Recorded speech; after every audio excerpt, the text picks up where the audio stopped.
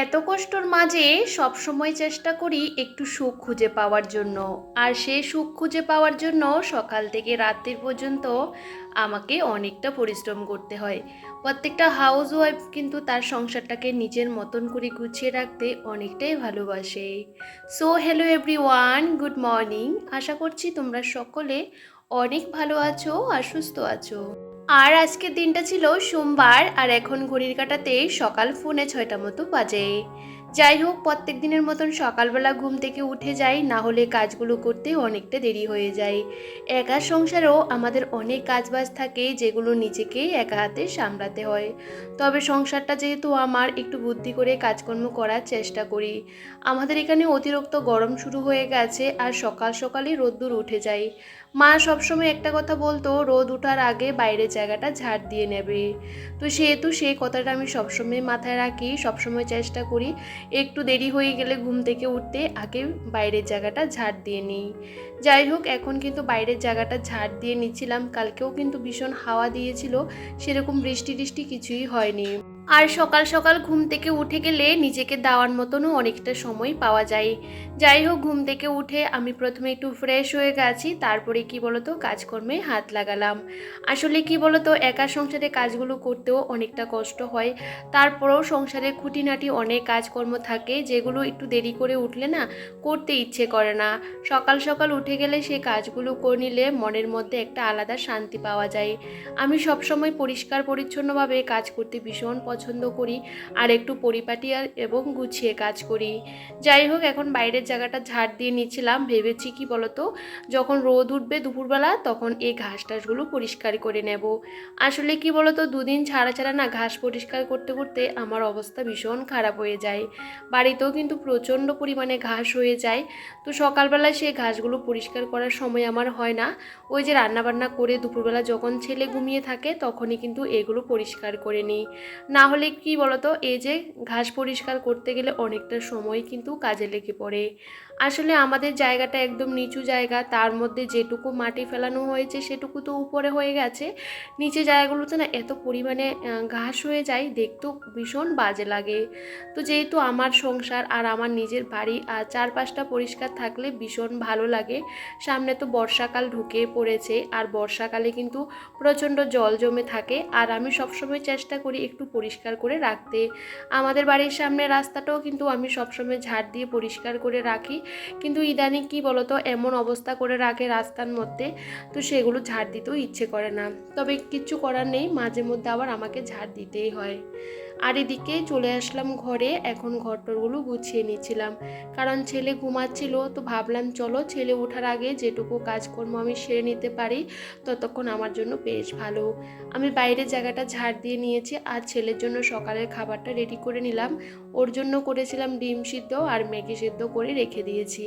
ও ঘুম থেকে উঠলে ওকে ফ্রেশ করিয়ে ওটা খাওয়াবো। তার আগে ভাবলাম চলো ঘরটাকে গুছিয়ে নিই, আর গুছিয়ে সুন্দর করে পরিষ্কার করে নিই। আসলে কি বলতো, অনেক সময় অনেক জায়গা আছে সবসময় এগুলো পরিষ্কার করা হয় না। আর বেশ কিছুদিন হয়ে গেলে কিন্তু ভীষণ নোংরা পড়ে, তবে আমি দুদিন ছাড়া ছাড়া চেষ্টা করি এই জায়গাগুলো পরিষ্কার করে নিতে। এই যে আনলার নিচের জায়গাটার মধ্যে আমি জুতো টুতো রাখি, আর অনেক সময় কি বলতো মাকড়সার জালও পেতে নেই। তবে আমার কিন্তু সেরকম নোংরা পড়ে না, যেহেতু আমি কয়দিন পর পর পরিষ্কার করে নিই।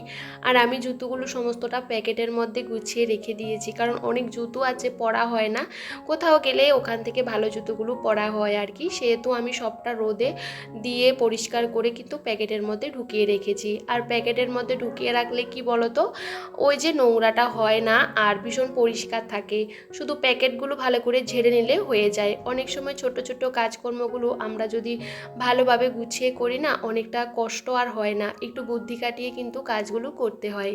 তো এই যে সামনে একটা আমি কাপড় দিয়ে রেখেছি যাতে দেখতে ভালো লাগে, না হলে এমনিতে রাখলে না আলনাটা দেখতে কেমন একটা লাগে। যেহেতু আমার জুতো রাখার আলাদা কোনো কিছু নেই, এখানেই রাখি, তো সেহেতু একটা কাপড় দিয়ে ঢেকে রেখে দিই, তাহলে দেখতেও কিন্তু বেশ ভালো লাগে। যাই হোক, টুকটুক করে ঘরটাকে গুছিয়ে নিয়েছি, এখন কিন্তু ঝাড় দিয়ে নেব। রাতেরবেলা যতই আমরা গুছিয়ে রাখি না কেন, সকালবেলা দেখবে এদিক সেদিক হয়ে যায়। আর আমার ঘরে কিন্তু প্রচণ্ড টিকটিকি, মানে খাটের নিচে না প্রচণ্ড পটি করে রাখি। তো আমি সব সময় কিন্তু পরিষ্কার করে ঝাড় দিয়ে নিই, তারপরেও না ওই যে করে রাখি। তো কিছু করার নেই, ওরা তো করবে।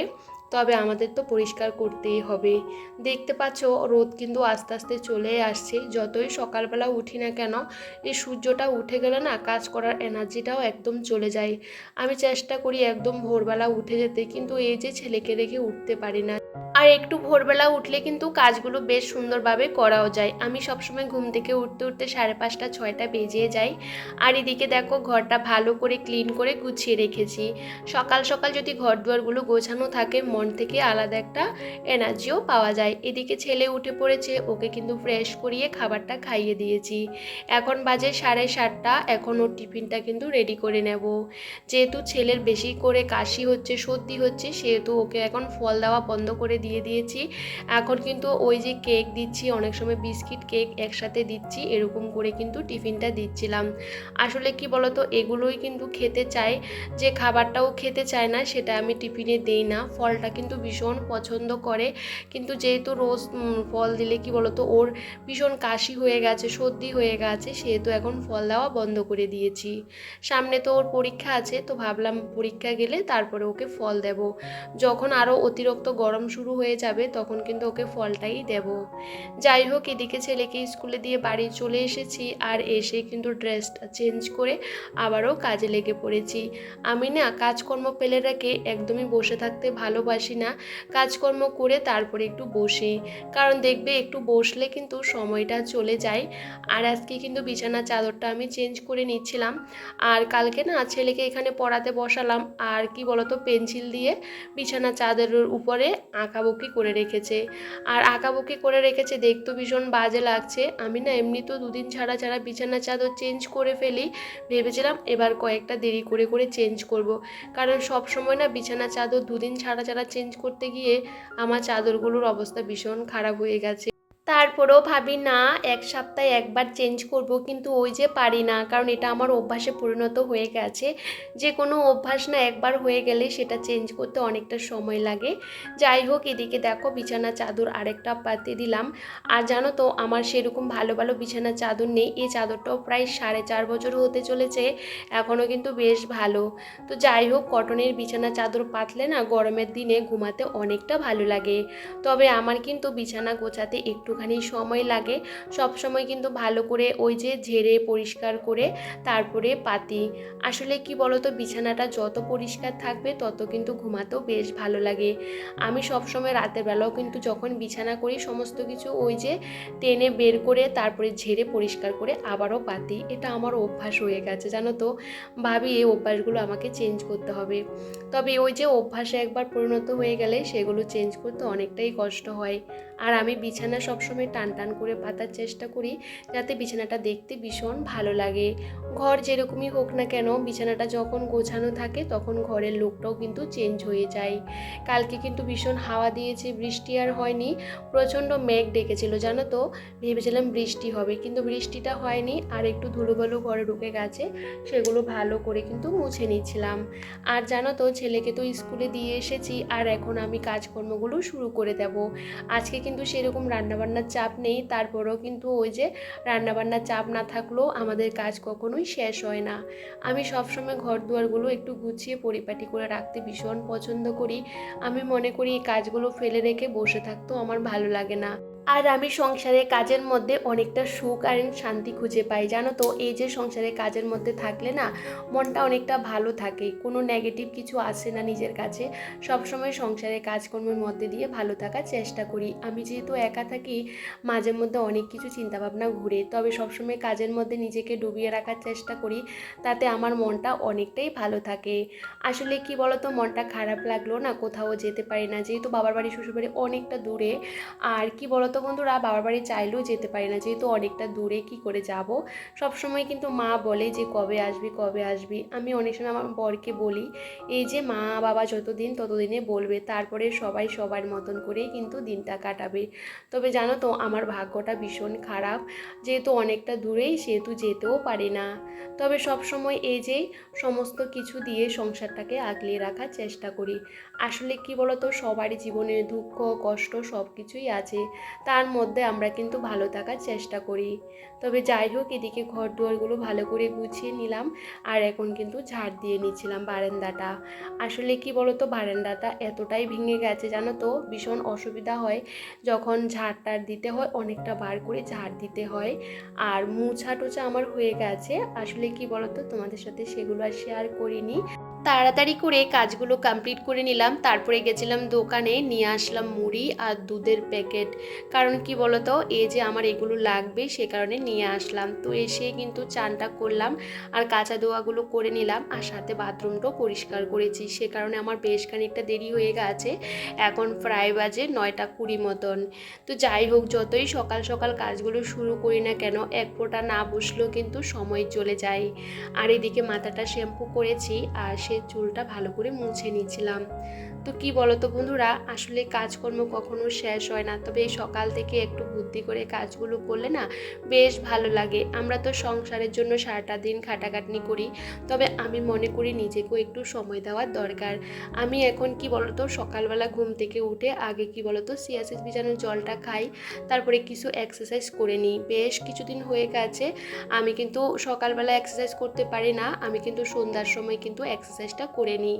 আসলে শরীরের ওয়েটটা যদি বেড়ে যায় তখন ভীষণ কষ্ট হয়। আমার ওয়েটটা অনেকটাই বেড়ে গেছে, আর সে কারণে কিন্তু আমি বুঝতে পারি যে আমার ওয়েটটা কতটা বেড়ে গেছে। সে কারণে সবসময় নিজেকে ভালো রাখার চেষ্টা করি, তো সে কারণে একটু তো কষ্ট করতেই হবে। তো দেখো, এদিকে আমি কিন্তু পুজো করতে চলে এসেছি।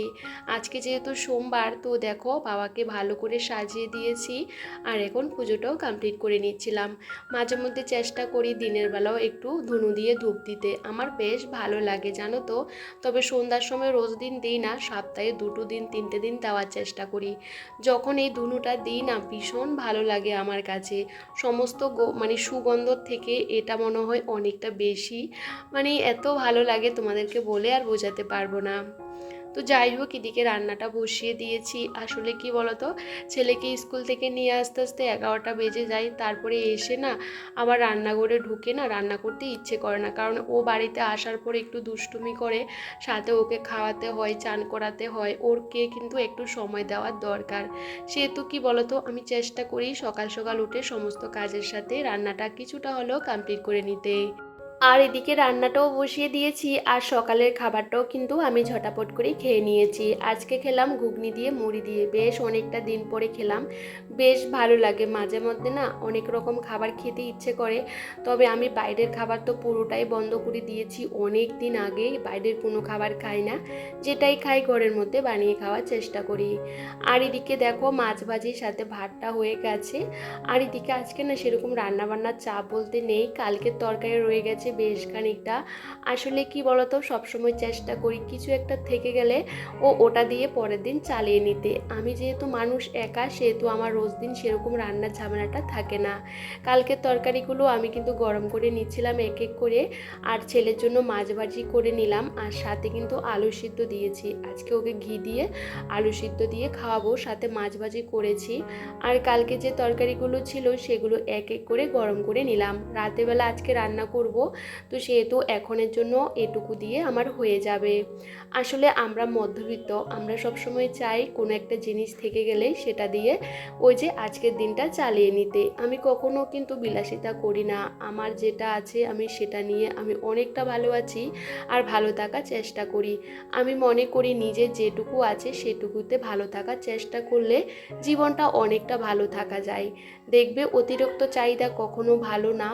আমার যেটুকু সামর্থ্য আমি কিন্তু সেটুকুর মধ্যে অনেকটা ভালো থাকার চেষ্টা করি। আমি মনে করি আরও যদি 2-1 পয়সা যদি আমি জমাতে পারি তাহলে নিজের জন্য অনেকটাই ভালো। আসলে কি বলতো, সংসার করতে করতে অনেক কিছু শিখে গেছি, কোনটা ভালো কোনটা খারাপ। আমি যদি 2টো পয়সা যদি জমাতে পারি তাহলে নিজের জন্য ভালো।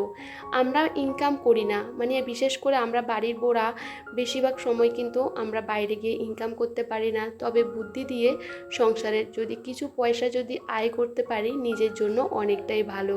আর প্রত্যেকটা বাড়ির বউ চায় তার সংসারটা যাতে একটু ভালো থাকে, একটু সুখ শান্তি যদি খুঁজে পায় এই সংসারের কাজকর্মের মধ্যে দিয়ে। আর সেহেতু আমি সকাল থেকে রাত পর্যন্ত সংসারের জন্য কিন্তু খেটেই যাই, কখনো নিজের কথা চিন্তা করি না, সবসময় এরই মধ্যে আমি অনেকটা ভালো আছি। যাই হোক, এখন দেখো আমার কিন্তু সমস্ত কাজকর্ম হয়ে গেছে, এখন কিন্তু বেশি একটা বাজেনি বন্ধুরা, এখনও 12টাও বাজেনি। তার আগে ছেলের চান দান সমস্ত কিছু হয়ে গেছে, এখন ছেলেকে নিয়ে বসবো। কারণ কি বলতো, ছেলেকে নিয়ে একটু বসতে হয়, না হলে আমার হয় না। আর এদিকে দেখো সমস্ত কাঁচা ধোয়াগুলো করেছিলাম সেগুলোও কিন্তু শুকিয়ে গেছে, আর এখন জায়গাতে গুছিয়ে রেখে দেব। আসলে কি বলতো, এই জামা কাপড়গুলো গুছিয়ে না রাখলেও আমার ভালো লাগে না। ওই যে তোমাদের সব সময় বলি, কাজকর্মের মধ্যে দিয়ে আমি অনেকটা ভালো থাকি। আর অনেক দিন পর ছেলে আমাকে বলছিল আমাকে এটা বানিয়ে দাও ওটা বানিয়ে দাও। ও কিন্তু মাঝে মধ্যে আমাকে বলে, তো ওর পছন্দ জিনিসগুলো আমি পারলে বানিয়ে দেওয়ার চেষ্টা করি। তবে চলো বন্ধুরা, আজকে ব্লগটা তোমাদের কেমন লাগলো কমেন্ট করে জানাতে একদম ভুলো না। সবাই ভীষণ ভালো থেকো, সুস্থ থেকো।